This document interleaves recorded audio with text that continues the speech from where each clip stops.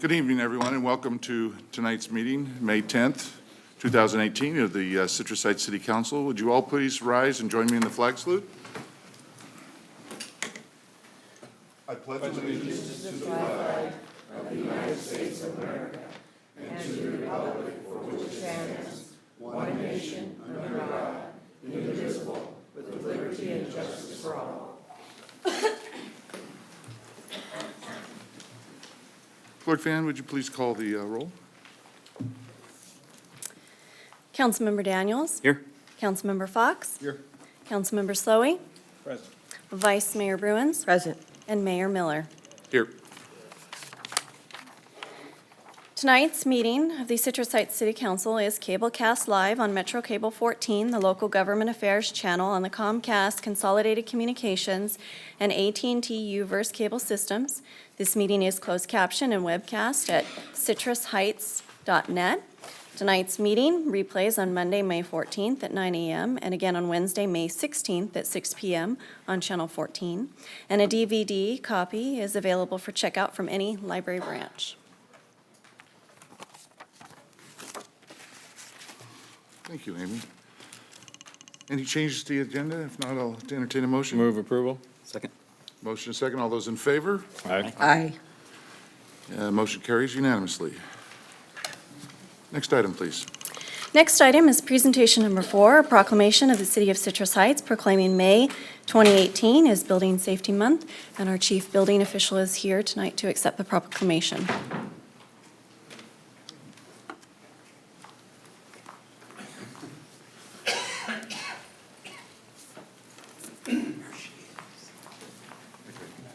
I'm doing good. Let's make sure I get the right one here. Yes, I do. So we have a proclamation. Where'd you go? There you are. Stating that our city is committed to recognizing our growth and strength, and it all depends on the safety and economic value of the homes, buildings, and infrastructure that serve our citizens both in everyday life and in times of natural disaster. And our confidence in the structural integrity of these buildings that make up our community is achieved through the devotion of vigilant guardians such as yourself, Greg, in building safety and fire prevention, architects, engineers, builders, tradespeople, design professionals, laborers, and the others in the construction industry who work year-round to ensure the safe constructions of buildings. And so it's resolved today that the City Council of the City of Citrus Heights proclaims the month of May as Building Safety Month, and accordingly we encourage our citizens to join with their communities in participation in Building Safety Month activities. All right. There you go. Yay.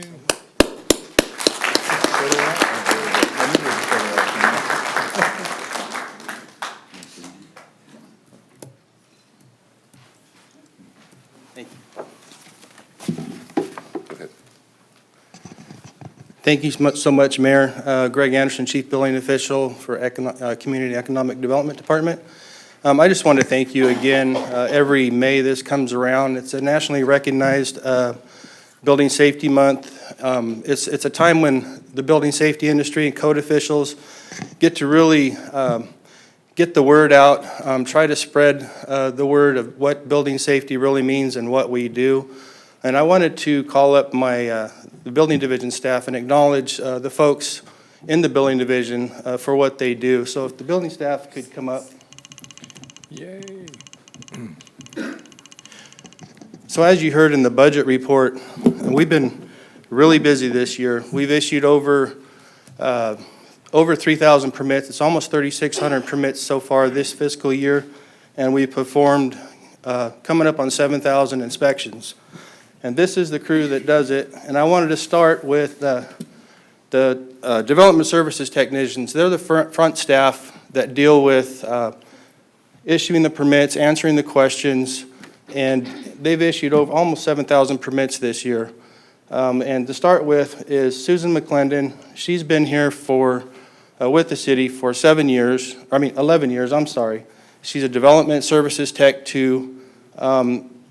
It's just amazing what they go through up front. They not only have to know the building code, the energy standards, there's so much documentation that has to be submitted in order to get certain types of permits. They're also cross-trained with our planning division and our engineering division to provide a better customer service up front. We have Kelly Shatigian, who is also a Development Services Technician too. She's been with us for just a little over 3 years. She does an outstanding job. Couldn't do it without the development techs up front. Our inspection line, we have David Landeker. He's our Senior Building Inspector. He's been with us for 11 years. David has just been doing an outstanding job. He's not only in charge of our inspections, but he oversees the follow-up of our outstanding building violations and things of that nature, and the day-to-day routine for our building inspections. And then we have Sandy Stober, who's also been with us for 11 years. She's a building inspector too. She does a lot of the building inspections and has been also helping me with plan review for the last couple of years. And I just wanted to say thank you for your help in that area. And then our newest is Rick Kelly to the building inspection. He's been with us for 3.5 years, and he's a building inspector too, and he's just been a tremendous contribution to our department. So thank you guys, and thank you for your support.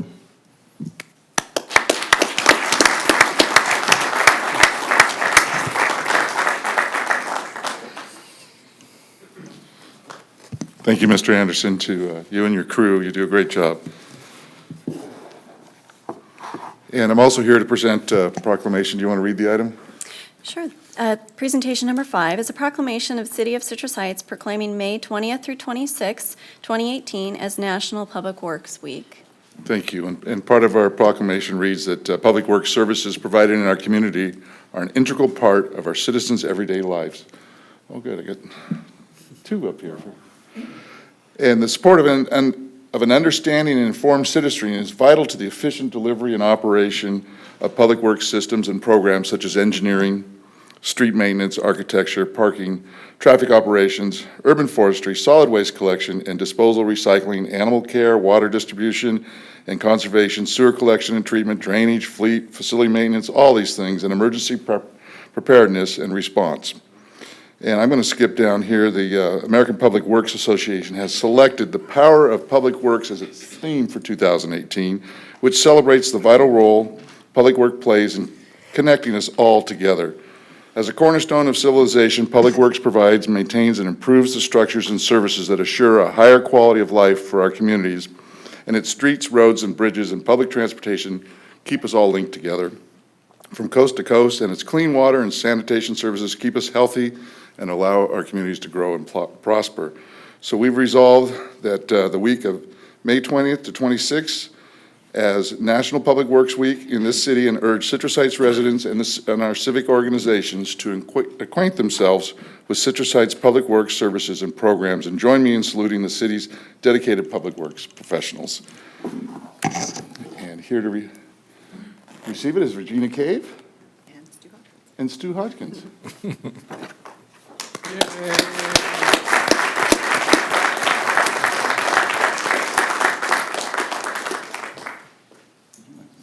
I would. Oh, thank you. If you take that to our building inspector. Thank you.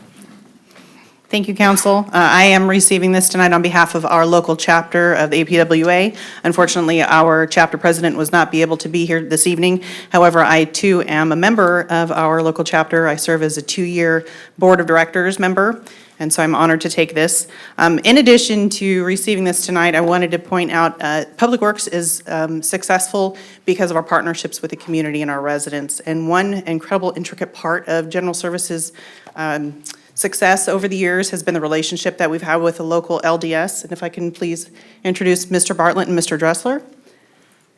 They have worked since 2010 with our very own Armando Velasquez, every year making proactive contact with Armando, trying to identify different projects and programs that they can partner with us throughout the year. And they have done incredible work for us, everything from clearing a lot of our creek areas and some of our open spaces, providing bark in some of our landscape areas, and just being there when we need them. And so this past year during our Creek Week, we had commented that we didn't have a whole lot of debris that we actually had to pull out from our creek this year, which was pretty interesting. And I think a lot of it has to do with the relationships that we've had with the LDS and all of their members. So thank you very much. Thank you. You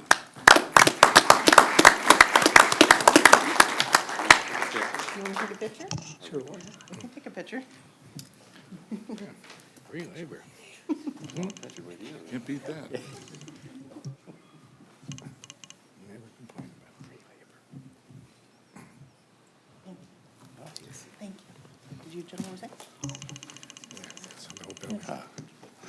Thank you. On Thank you. behalf of the members, over 3,500 members of the Citrus Heights stake of the Church of Jesus Christ of Latter-day Saints, we say thank you. We really appreciate it. More than that, we appreciate the partnership we have, and I just wanted to mention two other things. One is, we've done over 50 projects in the last 8 years, and almost every time, at least one, usually two of the city council members have dropped by to thank us and participate, which we really appreciate.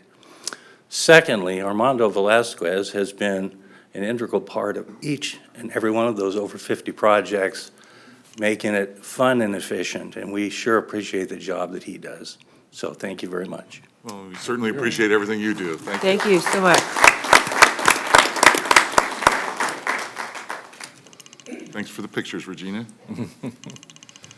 Next item, please. Next item, presentation number 6, a presentation by Republic Services. We have two parts. It's the Trim Your Waste winners and the Republic Services Scholarship Award winners. Hi. Hi. Good evening, Mayor Steve Miller, Vice Mayor, and council members. My name is Esther Santa Cruz. I'm a recycling coordinator for Republic Services, and I'm here to talk to you all about our latest campaign, Trim Your Waste, and award our winners tonight. Oh, there we go. So Republic Services is very committed to educating our residents on the importance, benefits, and how-to of waste reduction and recycling. We do this through a number of campaigns. Some of those include recycling presentations to schools, having booths at community events and teaching residents about recycling, hosting composting workshops, mailing out that annual customer service guide calendar every year, and having recycling or food waste recycling programs and presentations at businesses, and of course, the Trim Your Waste contest.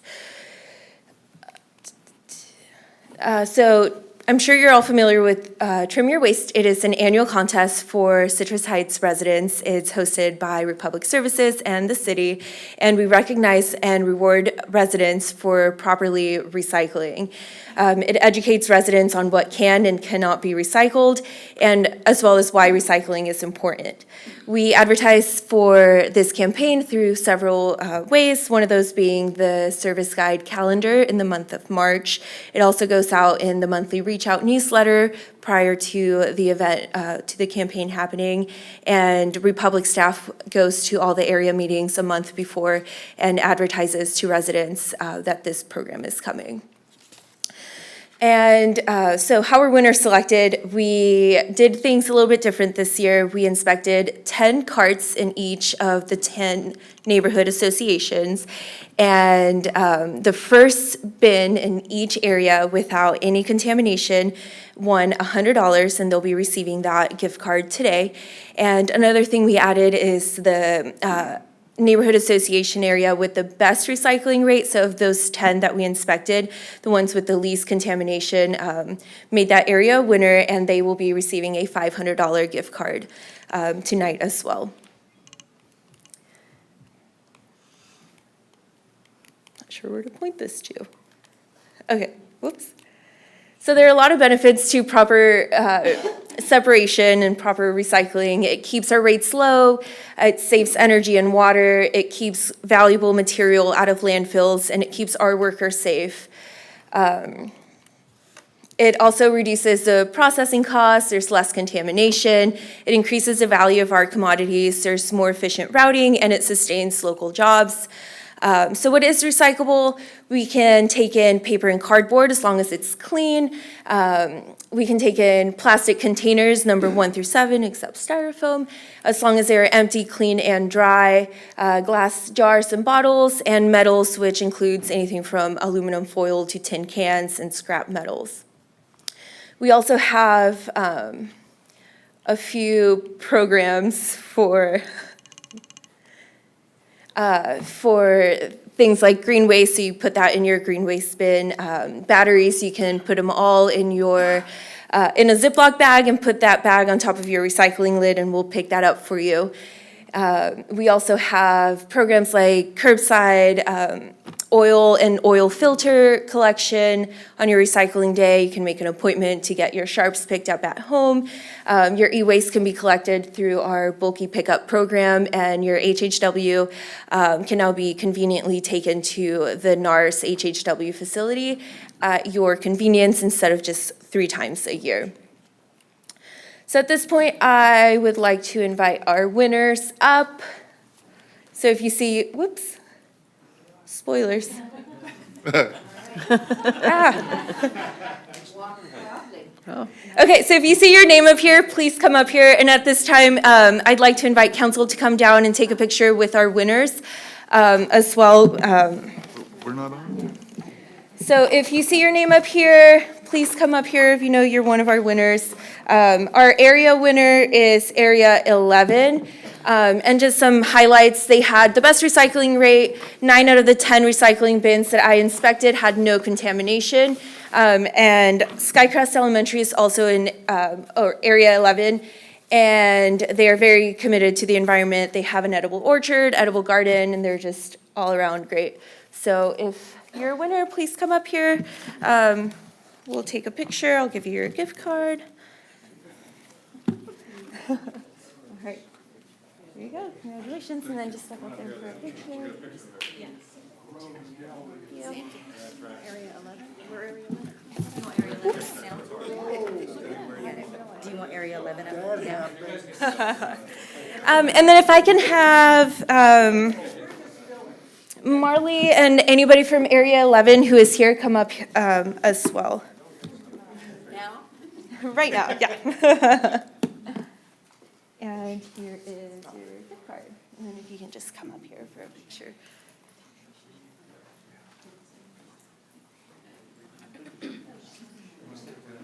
Okay. Make sure you can see me. There you go. Hold up your gift card. There you go. There you go. 1, 2, and 3. Awesome.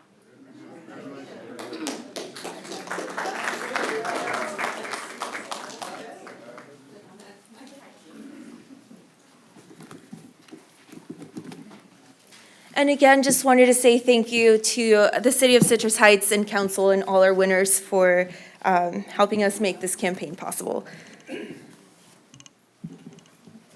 Put some gloves on before you Yeah. touch trash.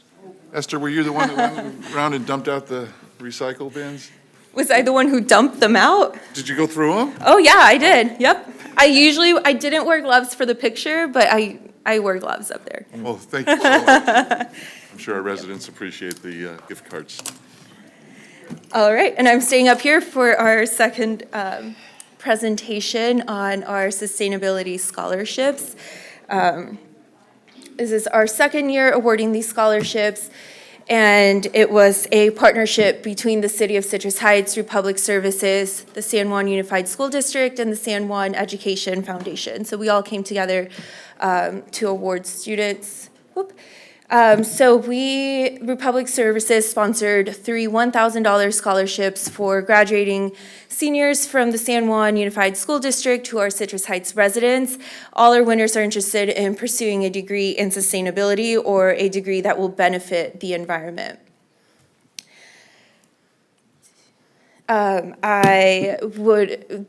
These scholarships wouldn't have been possible without the help of the San Juan Education Foundation. Bob O'Brien is here with the foundation.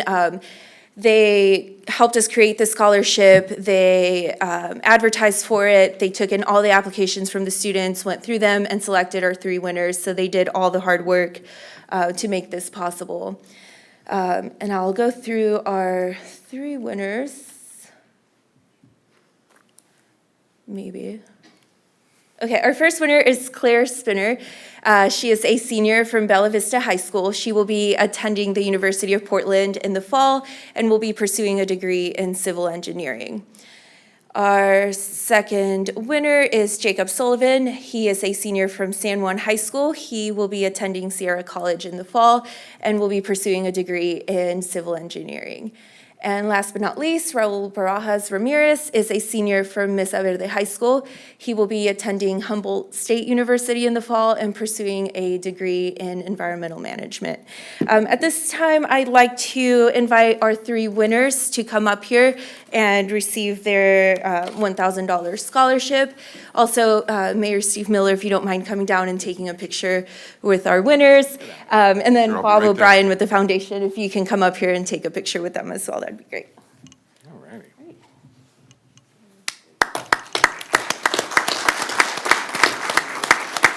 And then we'll take a- One there. Good job.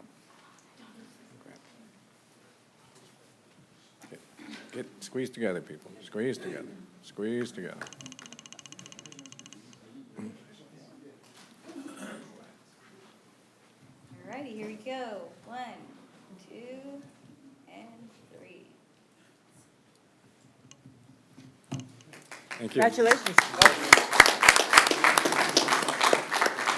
And again, thank you everyone who made these scholarships possible, and good luck to all our graduating seniors. Thank you. Thank you.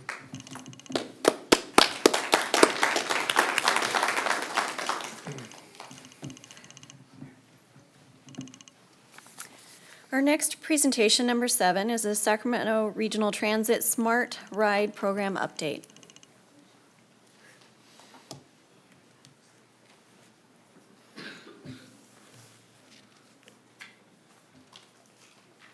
Hi, Alva. I'm good.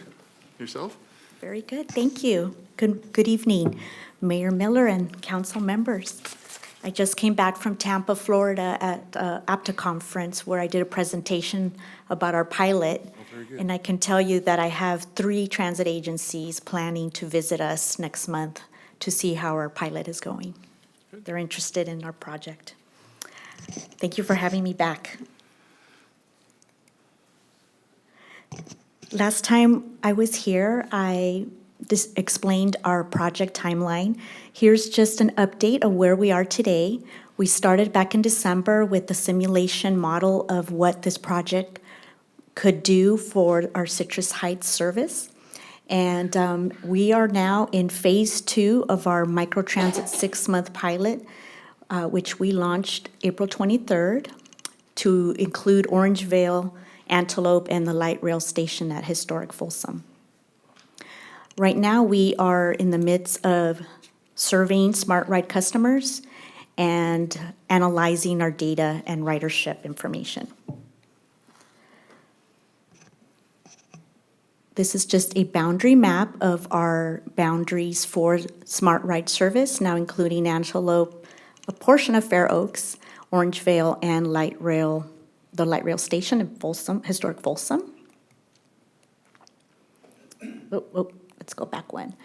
So, as you know, we took City Ride and we rebranded it to a new service that we called Smart Ride.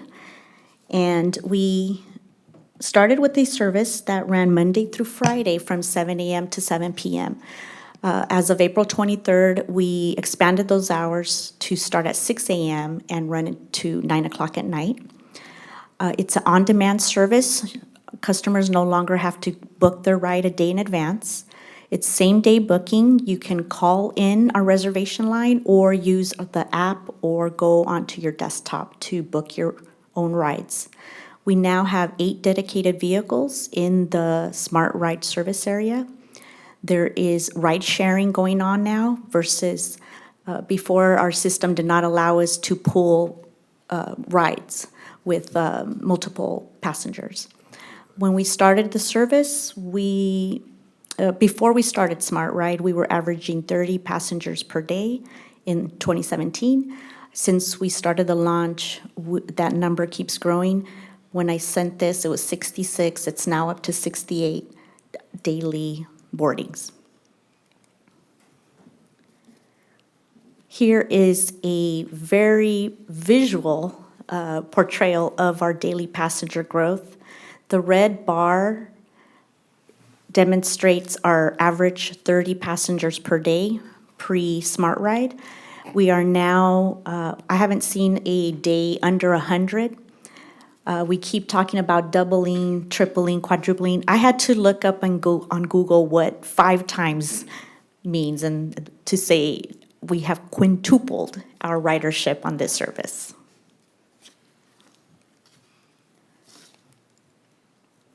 Some other fun facts.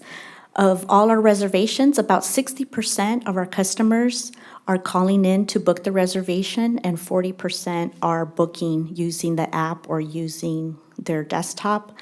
We are talking to our customers, our marketing team to get some more outreach out there to help our customers use the app, because it really is a lot more convenient.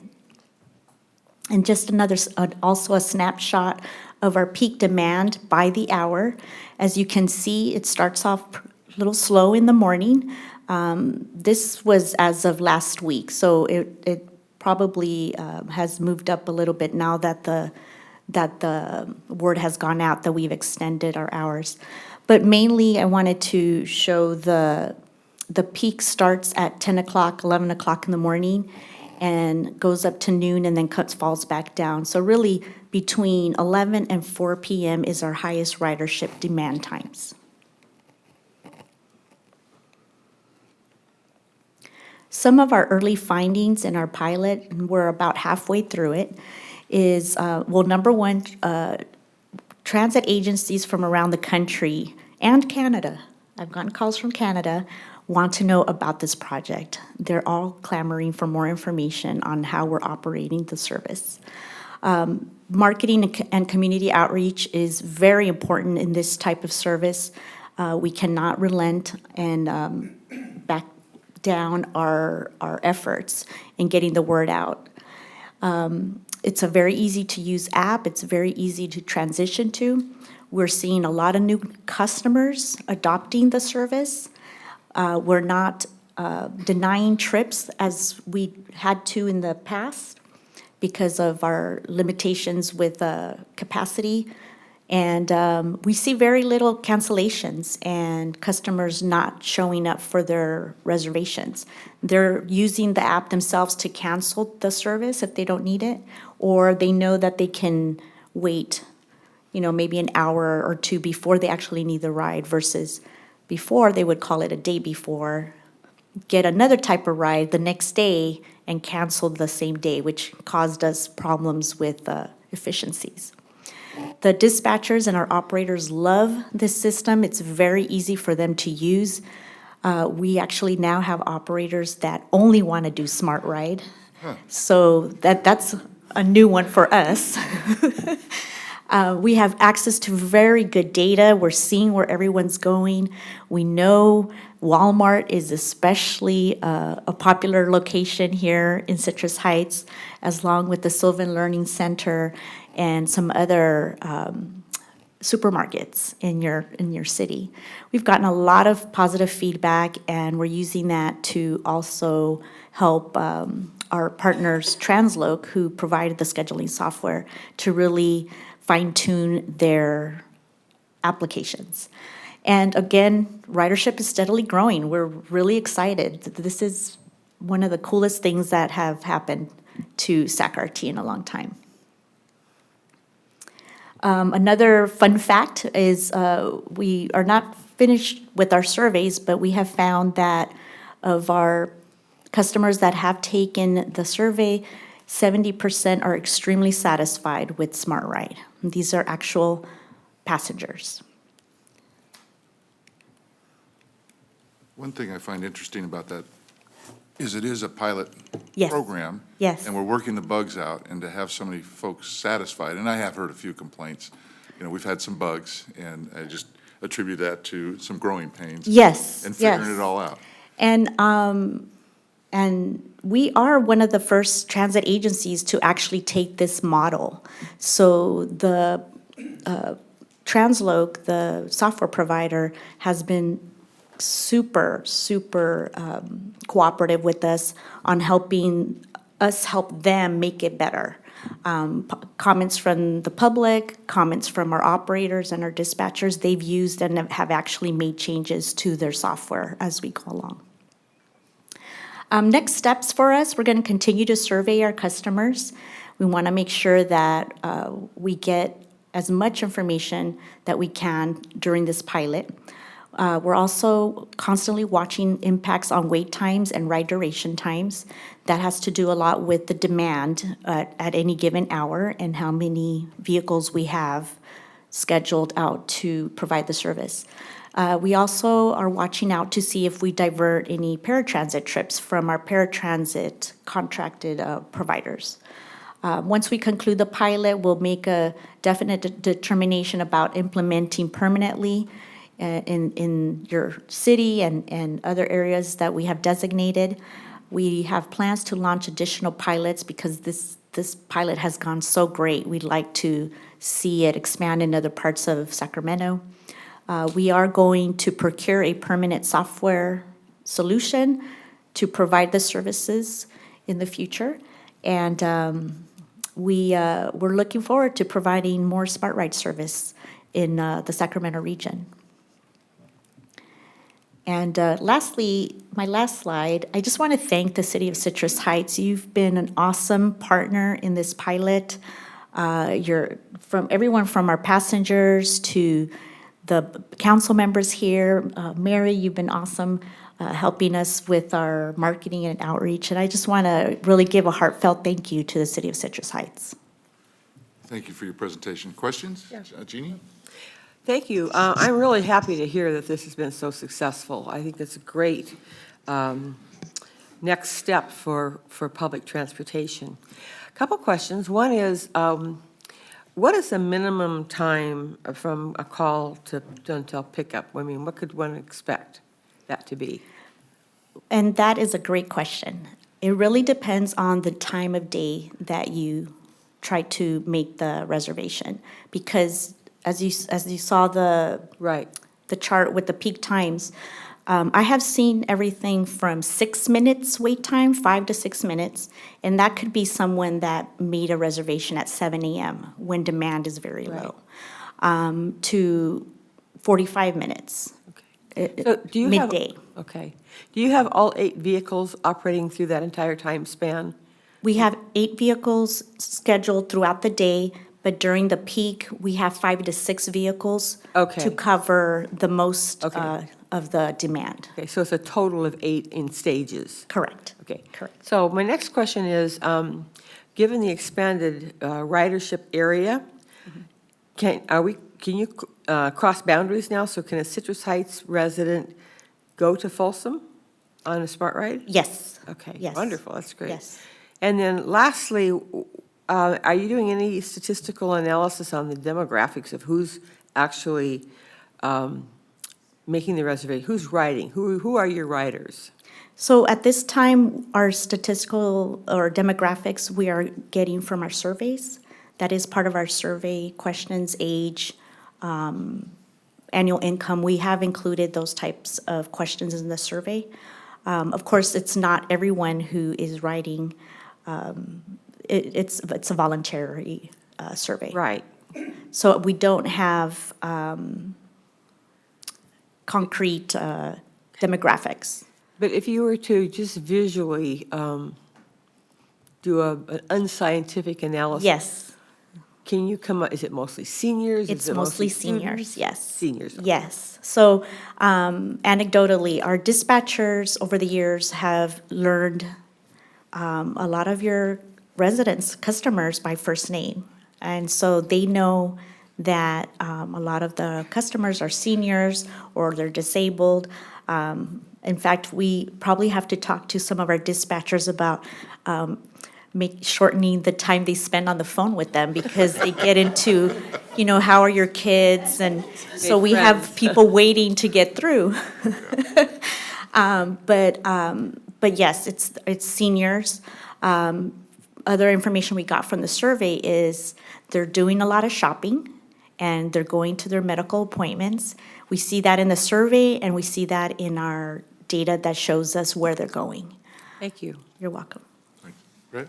On the boundaries, did we get Mercy San Juan included into the boundaries? Yes, that is one of our locations. And Kaiser Riverside. Oh, excellent. Okay, good. Is it Oh, yeah. Roseville or? It is. Yeah. We have a couple Kaisers on there. And then I'm not sure. The other, one other thing was, do we offer any kind of discount for adults with children, or is there a family pass? Or any thought of that? I can see where, you know, there's a lot of stay-home moms and dads, and maybe they want to just do something for the day, and instead of, you know, throwing the kids in the car, they might take Right. this, but if they have to pay for each person, then it really does become kind of financially not worth it. Any ideas on that? Well, I think at this time, we're doing our basic SAC-RT fares, which is $275, but if you're a senior or a student or disabled, you can use your half fare or a student pass or a monthly pass. So children under 4 do not pay. Oh, good. Oh, good. Okay. And then I would recommend actually thinking about raising that age up a little bit. But, and then, oh, heck, there was one other thing, and now I can't remember it. It was something with the kids. But, okay, glad to see that. Oh, I know what it was. You mentioned that you're seeing a lot of seniors. Yes. And I'm glad, because that gives them the opportunity to be able to move around and whatnot. But it tells me that maybe we're not reaching the demographic that's the Uber and Lyft customer.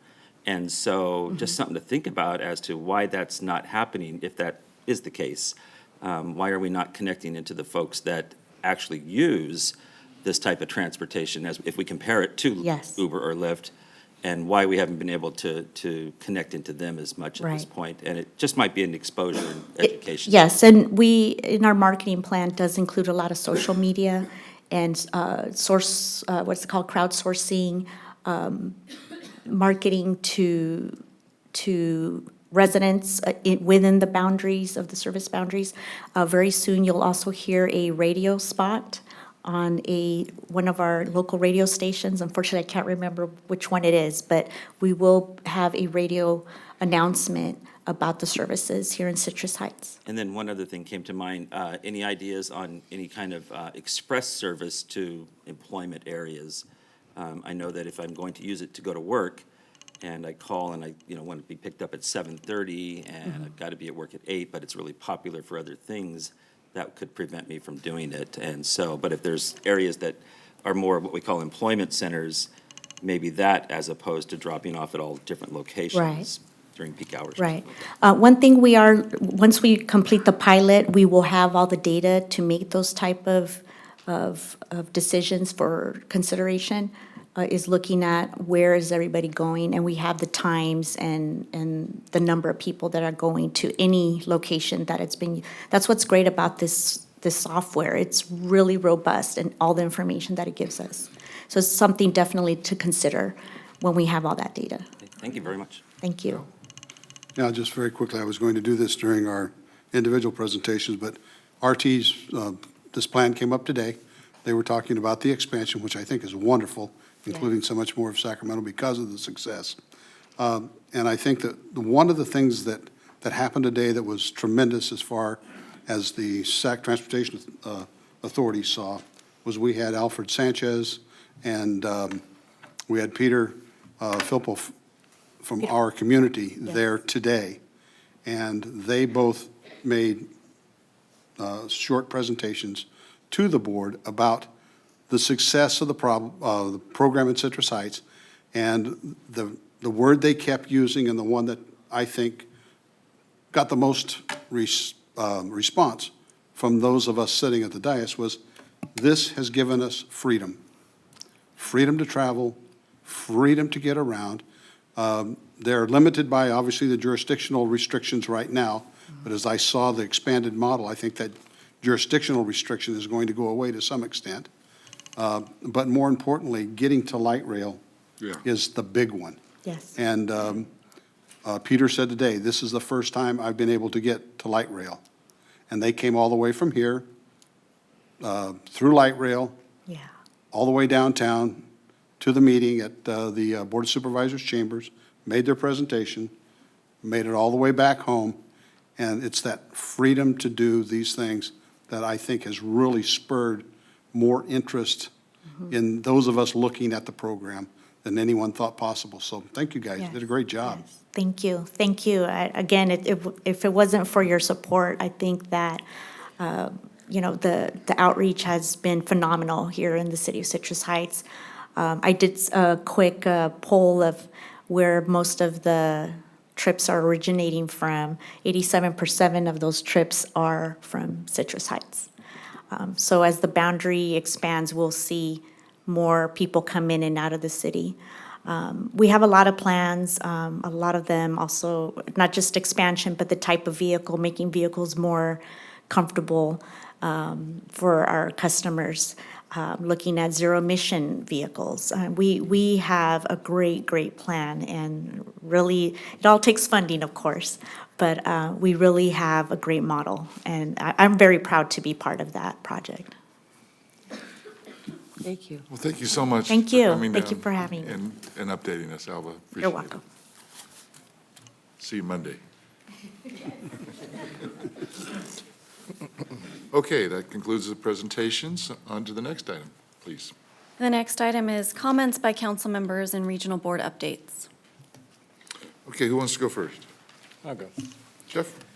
So before I start, I do have to take a moment and wish my beautiful wife happy 33rd wedding anniversary today. Now, I got out of going out to dinner with her and spending all my time with you folks here, but I'm sure she'll rectify that over the weekend, but. You can pay for that. Yeah. So just three things. Many of us last week attended the DA Public Safety Luncheon, which was nice to go to. Brett, myself, and Al were judges at the Citrus Heights Chamber Leadership, whatever it was. Leadership Academy. Leadership Academy, that's what it was. And I can't go into details because those winners haven't been announced yet, but soon to come. And then lastly, I also sit on the library board. The budget committee met, and as we were going through the expenses for next year, I'm happy to see that there is a $2 million capital expense in the budget of the library for the Sylvan Oaks Library update to inside. Unfortunately, it sounds like a lot of money. It doesn't go as far as you think. But again, that's $2 million more than we've had invested in that library in a while. So looking forward to seeing that come to fruition over the summer. That's it. Thank you. Brett? Yeah, just I wanted to express my appreciation for having the privilege of being able to attend the memorial service for Kenai Bruno. He served the citizens of Citrus Heights for many years, and he was definitely a true hero. I did go to the chamber lunch with some of the other council members and had the honor to hear the superintendent from the San Juan Unified School District talk about not only the past but the future, and a lot of great things are happening with the district. And if you don't know about them, get involved and hear about them. And then finally, I want to congratulate Jeff's wife also, and that's one strong woman right there, so. I saw the wedding picture. Who was that guy with hair? Al, what have you been up to? Sorry, Jeff. Okay, we had the Regional Futures Forum with SACOG this month. Several of us attended that. A great time getting together with local businesses, other government leaders, and looking at some of the things planning for the future. American Legion's fundraiser was at Texas Roadhouse, and I know at least Jeff and I made it there for the evening, and it was a good time, a very, as I understand, a successful evening. Flaming Mountain Asian Fusion has gone into business. They've taken over the old La Pasita Mexican restaurant, and they had their grand opening and their ribbon cutting. So they are open now and for business and waiting for you to come in and see them. Today, several of us attended the Los Rios Promise Summit about community college updates, about getting more students up, ready, and into college, and defraying the cost of what the junior college or the community college expenses are. And it was a great presentation, some good folks talking about the successes of the program they've seen. And I was fortunate to be there today and listen to that. This afternoon, the Sacramento Transit Authority, as I mentioned a few minutes ago, we had our meeting. It was primarily to start working and looking at our budget and to talk about the potential expansion of the service area for Smart Ride. Sacramento County, this has taken the rest of the county by storm. When you look at the little spot where we started in Citrus Heights, on this map they bring out, and all of a sudden, what used to be just us in yellow right up there is where the pilot has now. That yellow has grown throughout the region, or in Sacramento County. There are very few spots that aren't served, and those that aren't served have extremely strong RT bus service now. So that's a discussion that we had, and our budget, final budget meeting has been put off till our next meeting while they pull together some more figures regarding the cost of starting up that additional service. So we are the startup of what looks like is going to be a very great operation for Sacramento County, and that which will take our folks further and get them connected more easily to transition from Citrus Heights to anywhere else in the county they want to go. And that's it. Thank you. Jeannie? Thank you.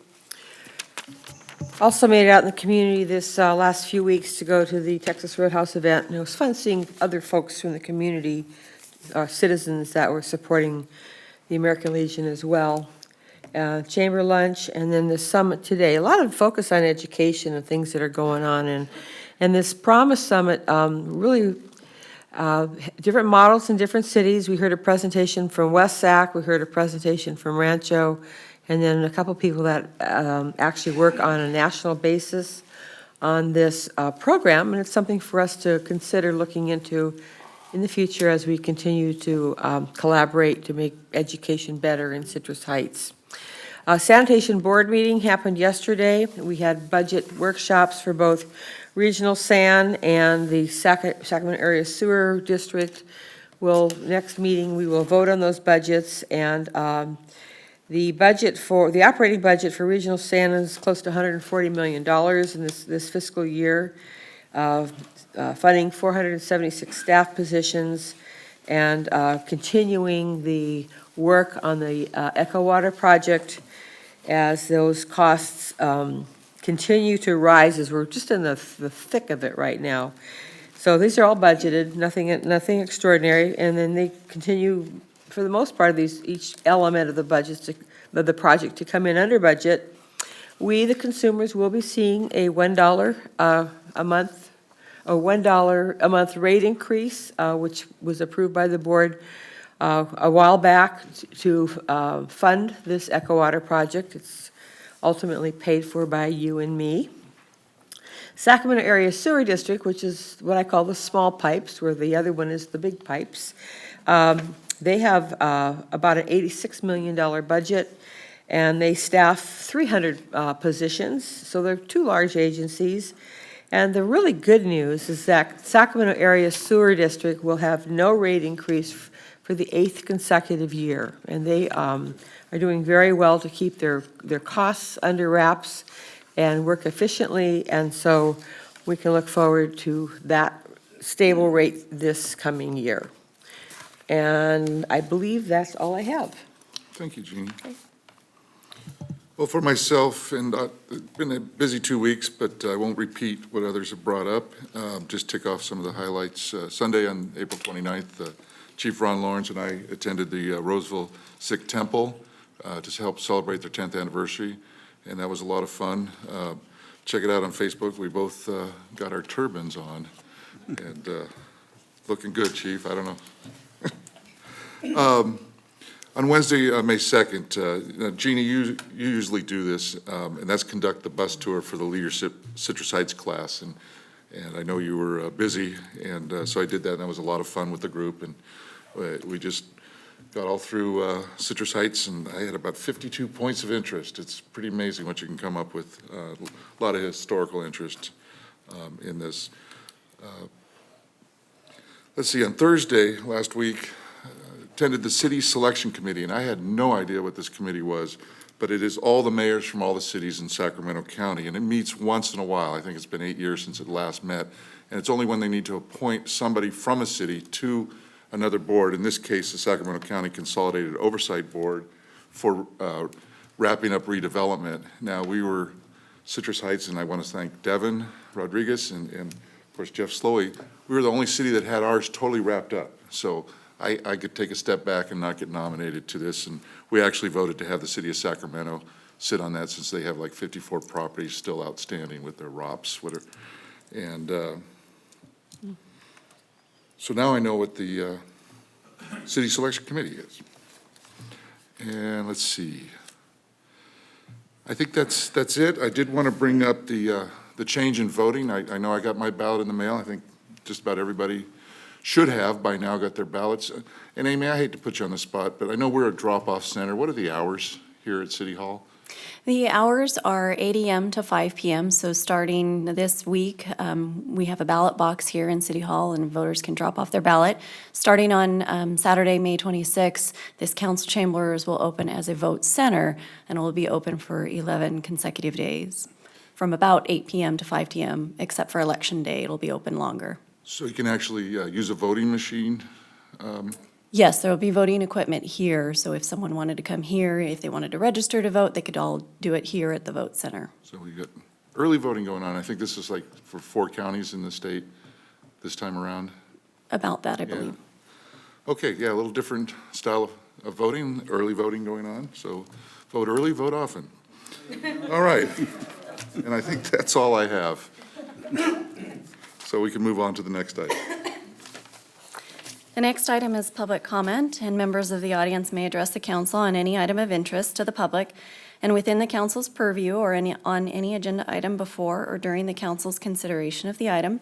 If you wish to address the council during the meeting, fill out a speaker identification sheet and give it to myself, the city clerk. When you are called upon to speak, step forward to the podium and state your name for the record. Normally, speakers are limited to 5 minutes each, with 30 minutes being allowed for all comments, and any public comments beyond the initial 30 minutes may be heard at the conclusion of the agenda, and the mayor has the discretion to lengthen or shorten the allotted times. Okay, thank you, Amy. First speaker, and at Regional Transit, we do know him by his first name, Arthur Kettling.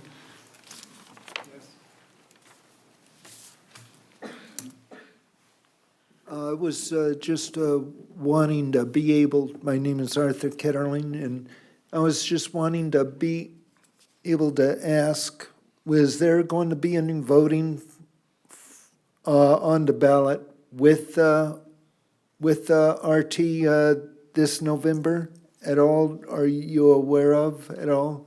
Not aware. Last I heard said we may have it on the ballot. I haven't heard anything official, Arthur. That was basically of what I was wanting to ask, and as far as my ballot, no, I have not gotten it yet, but I know it's early yet, though. But how long do we have on that?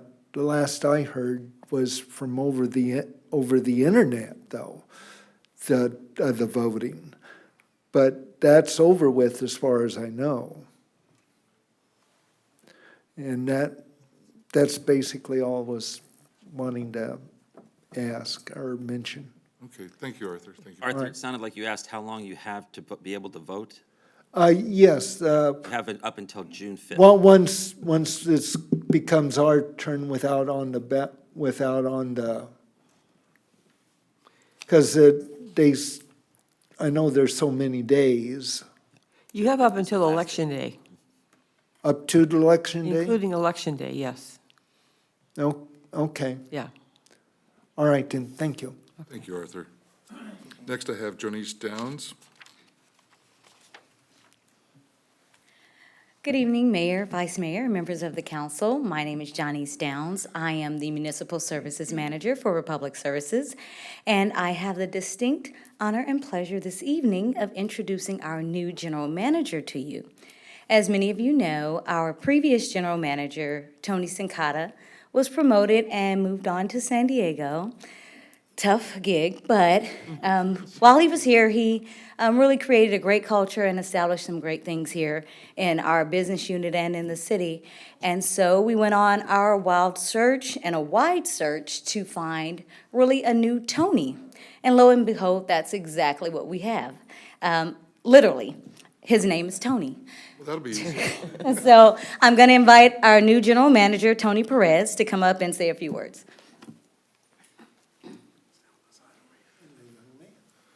Welcome, Tony. Thank you. Good evening, Mayor, Vice Mayor, and Council. Tony Perez. So I'm very grateful to be a part of the wonderful staff with Republic Services. Look forward to bringing on board past historical knowledge within the transportation and the service industry. Being raised in the Sacramento area since I was around 10, and now with my own children around this age, look forward to continuing that community involvement that Republic brings to the table with the wonderful staff. So on behalf of the team, thank you very much, and I look forward to spending a lot of time with everyone. Welcome. Thank you. Thank you. You're welcome, too. Tony Jr. Okay, next speaker, Sue Stack.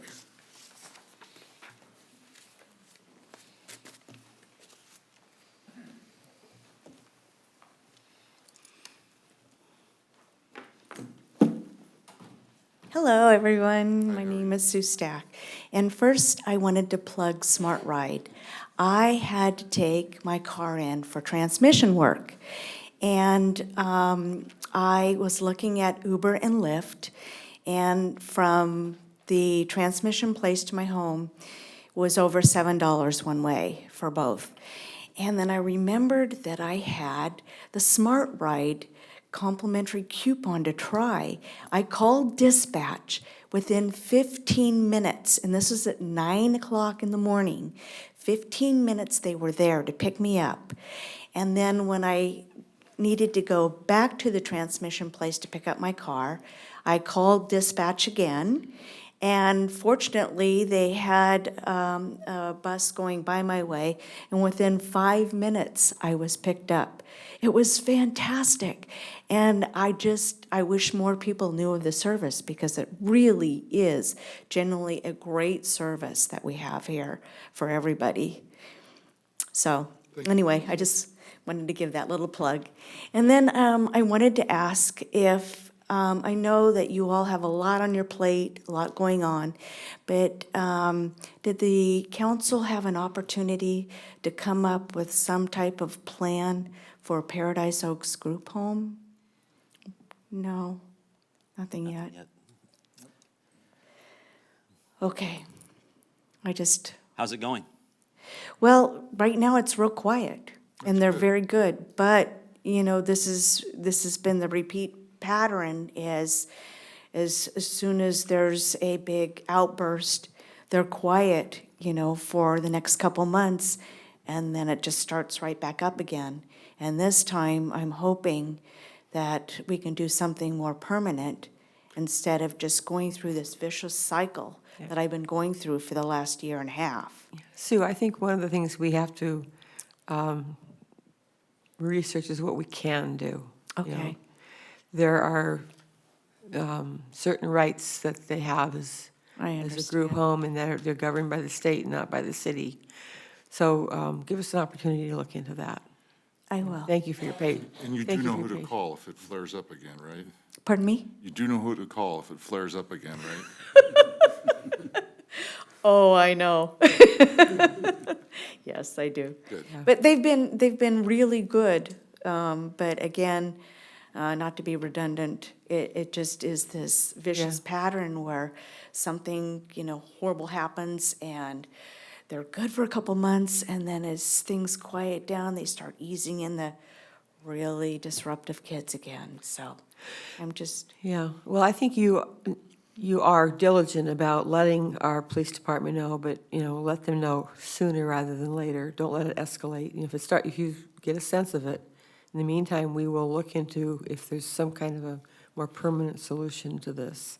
I have, but I'll tell you... But do continue. I do, and, but I will tell you, quite frankly, a lot of the officers, when they do get sent out, the majority of them complain the fact that they have to be sent out to deal with this group home because they would rather be going after the real criminals. I mean, I just saw on Nextdoor where they had a bad break-in incident last night, apparently.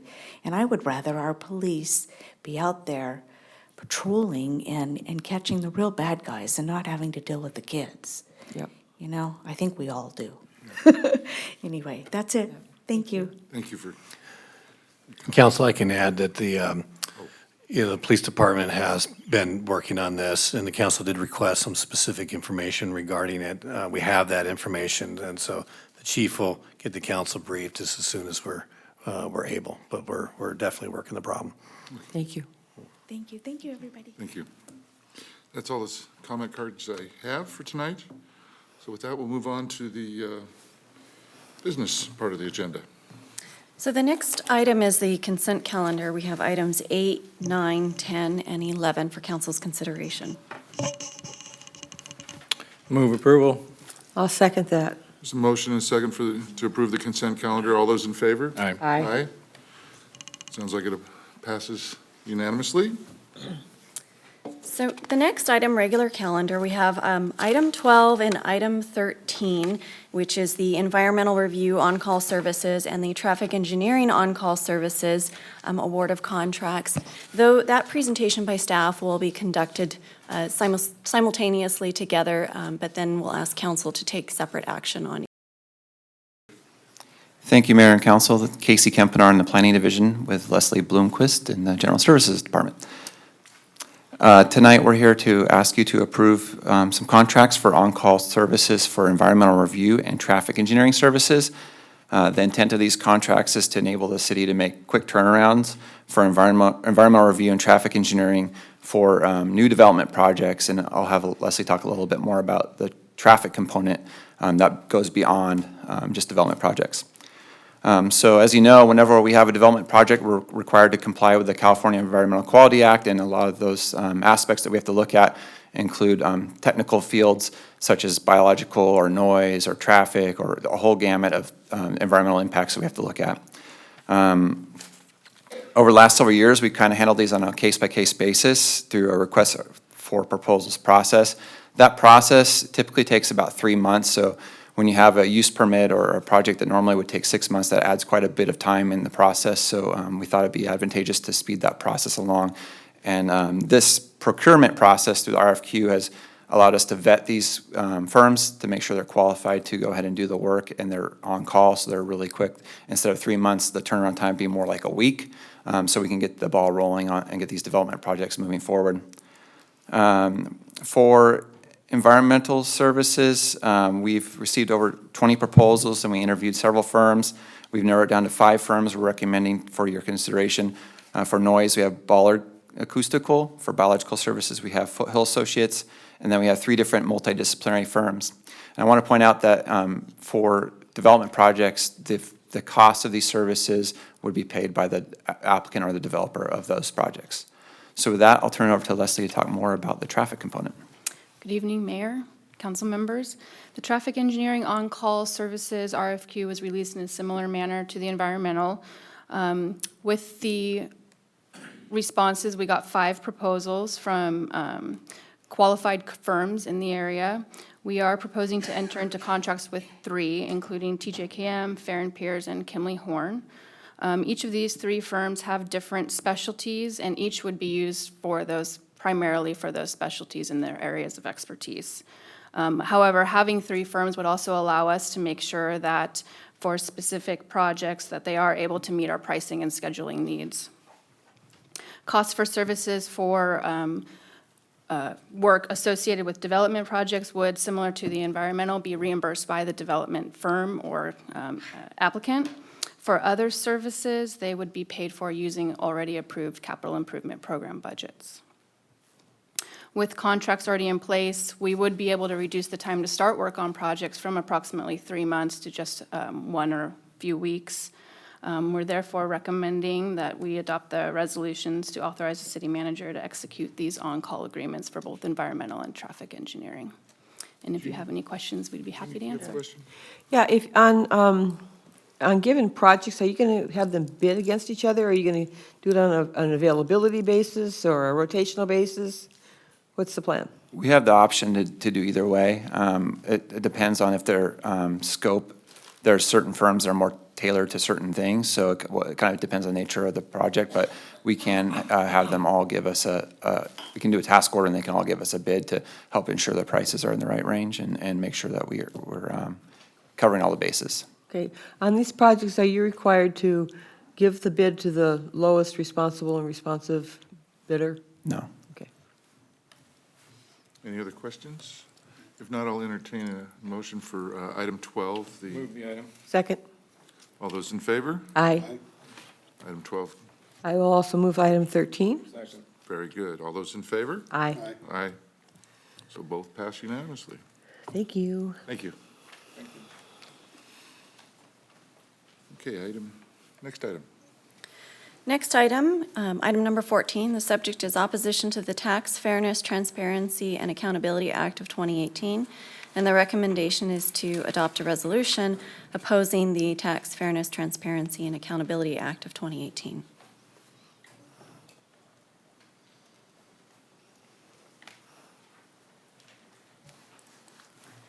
Good evening, Mayor, members of council. Rhonda Rivera, Assistant City Manager. So the item before you this evening, as City Clerk mentioned, is the Tax Fairness, Transparency, and Accountability Act. And city revenues come from a variety of sources, such as property tax, utility tax, sales tax, and fees for service. The proposed initiative would change the way local agencies collect or establish fees for services.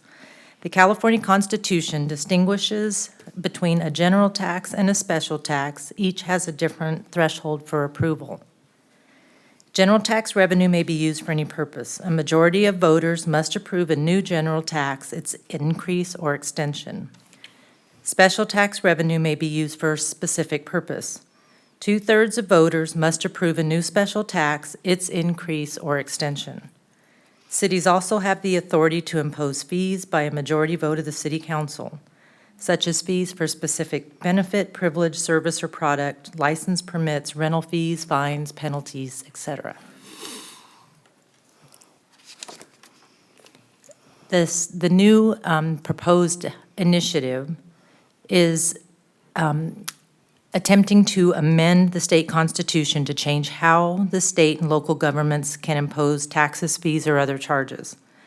The initiative is currently in the signature gathering phase. This slide lists some of the most significant effects of this act. Act provisions include, but are not limited to, eliminate the current authority of cities and counties to enact a tax for general purposes with approval from a majority of voters. Instead, it would require a 2/3 vote, making it harder for communities to maintain adequate levels of service. It requires that new or increased fees or other charges be approved by a 2/3 vote of the City Council, significantly narrows the legal threshold from reasonable to actual costs for the city to apply fees for services, permits, licenses, etc., requires any local tax placed on the ballot to specifically identify how the revenues will be spent with binding and enforceable actions. This could lead to an array of lawsuits preventing cities from collecting the necessary revenue to fund important services.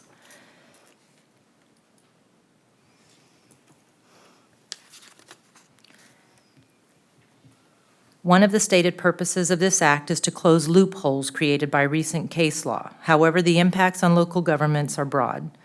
The act is supported largely by the American Beverage Association as a way to combat recent soda tax measures enacted by local governments.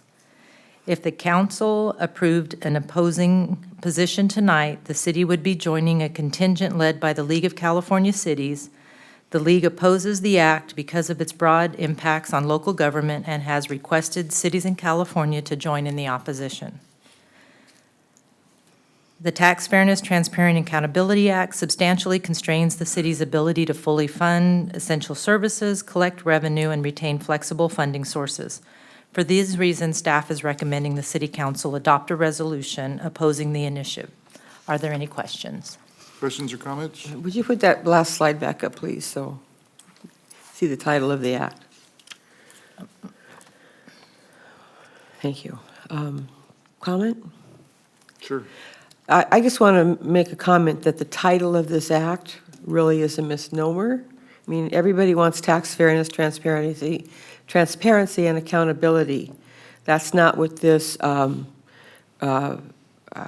this proposal really encounters or encompasses. So I think if this passes, it would be a tremendous hindrance to local government for us to be able to govern as close as possible to the people and puts it in the hands of people further away from our community. So I oppose it, and I would be the person to move that we oppose this and be in concert with the League of California Cities. Okay, Brad? Let me take the other half, Okay. the other side.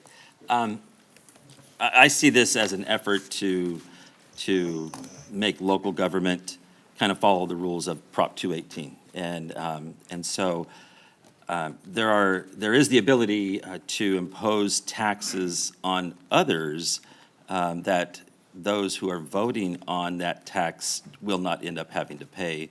And I think that's one of the reasons that we have something like the Prop 218 guideline. I think that if we are going to ask our citizens for more money, that we shouldn't fear that it's not worthy of them then supporting it with a 2/3 vote. I think if it is worthy, we would see that that is being done. And so I would see this as the way of not really so much even handcuffing the city of Citrus Heights, because I don't think we have that really big concern in that sense. But I think that if we look throughout the state, there are definitely other entities that continue to burden their residents with such things. And I think that's the bigger picture, and we should keep, I think, that bigger picture in perspective. It just seems to me that if you supported something like keeping the state from doing this, and we did definitely as a population, that we should also want to restrict the local governments from being able to do the same things to us. Jeff? Could you go back to the second slide?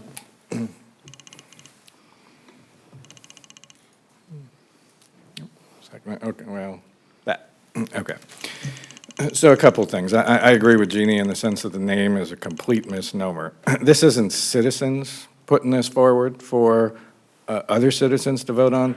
This is multi-billion-dollar corporations, two in particular, Pepsi and Coke, because of the soda taxes down in San Francisco and Berkeley. And, you know, there's actually some of it that makes sense and I don't have a problem with, but I look at this, what is out there today, and the populace does get to vote on it. You know, I kind of look at it as a knee-jerk reaction to the multi-billion-dollar corporations, because like I said, this is not citizens putting this forward.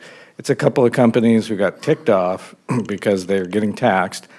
I get that, I do, but to, you know, throw everybody in the same boat because of two cities, I mean, let's be honest, Berkeley and San Francisco, come on, they're a little liberal. So I don't like to get lumped in with them, and there are, you know, the way I look at it, hey, the voters get to vote on, you know, the taxes, fees, that's always been local. I don't trust the state, I trust local entities, and more so than I do. And if we do something that the voters don't like, they can vote us out of office. I'm fine with that. But it ticks me off that multi-billion-dollar corporations are putting this on there and saying it's the Voter Fairness Acts. I don't think so. So I support opposing it. Thank you for your comments. Mr. Fox, did you have anything? No. Just strictly didn't support it when the first time I heard it, and I don't support it now. It's, Should we have, I didn't hear, did we have a We have a motion? motion. We have a motion on the floor from Jeannie? Jeannie. I'll second the motion. There's a motion and a second. Let's take a roll call. Councilmember Daniels? No. Councilmember Fox? yes. Councilmember Slowey? Yes. Vice Mayor Bruins? Yes. And Mayor Miller. Yes. So the motion was approved on a 4-1 vote with Councilmember Daniels voting no. Thank you.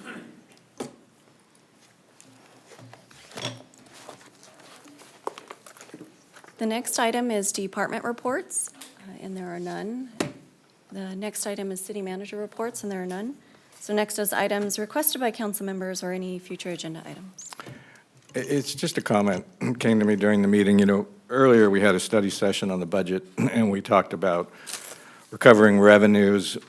And not that I was looking at my emails during the meeting, but I hit that page accidentally and went to And I saw the email about the cable company that hit the gas line this week, and, you know, we had to have road closures, we had to have the police department out there.